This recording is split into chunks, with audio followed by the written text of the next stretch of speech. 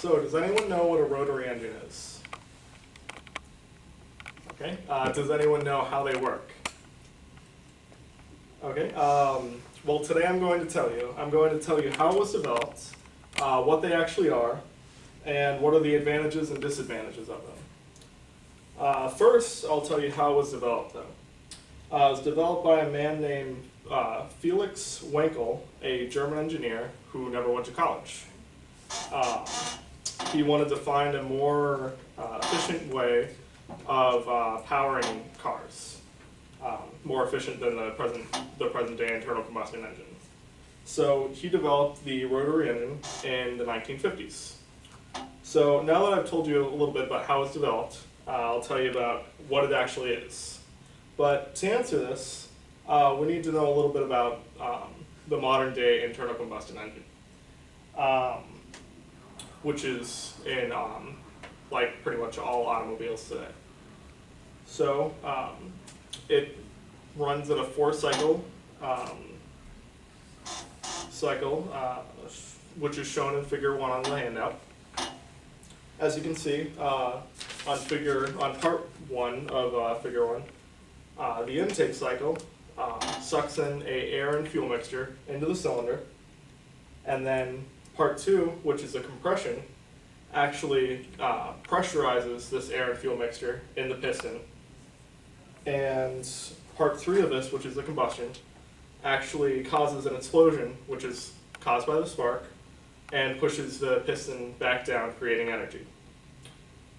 Fourth is the exhaust, which sucks out all the spent fumes done by this explosion. So the common internal combustion engine in most automobiles does this using a piston moving up and down. And it takes 2 motions of the piston moving up and down to complete this cycle. Now the rotary engine does this a little bit different. It uses the same 4 cycles though, but in a different shape. These cycles are completed by a moving triangle, which is called the rotor, inside an oval, which is called the rotor chamber, as shown in Figure 2 on your handout. The figures on the handout are provided by Visual Online Dictionary. The movement, as shown in the figure, represents kind of almost a spirograph, if any of you ever played with one of those when you were a kid, that made circle shapes on paper. So as you can see on one side of the oval, it houses a intake and an exhaust, and on the other side it houses actually 2 spark plugs to have a more efficient burn, since it's more of a oblong shape.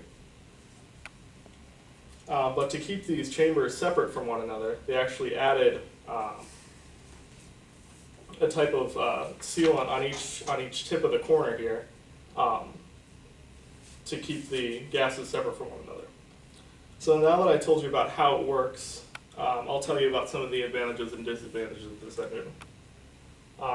First of all, there's less moving parts. There's actually only 3 moving parts in this engine. And in the average automotive engine, there's over 40. So because of this, they're actually less complex and tend to be a little bit more reliable. Also, because they have less moving parts, they tend to have less weight, and they're good for performance applications, like in sports cars or any cars like that. So why doesn't any car just use this engine, since they seem to have a lot of advantages? Well, some of their disadvantages are they're high cost to produce, since they're harder to produce and engineer, and they produce them in low volume, since not very many cars use them. So it's also more difficult to get them to meet U.S. Emission standards that all cars sold in the U.S. have to meet. So now that I've told you a little bit how they work, hopefully you'll consider looking into one of the rotary powered engine cars the next time you purchase a car, like the Mazda RX-8. Thank you.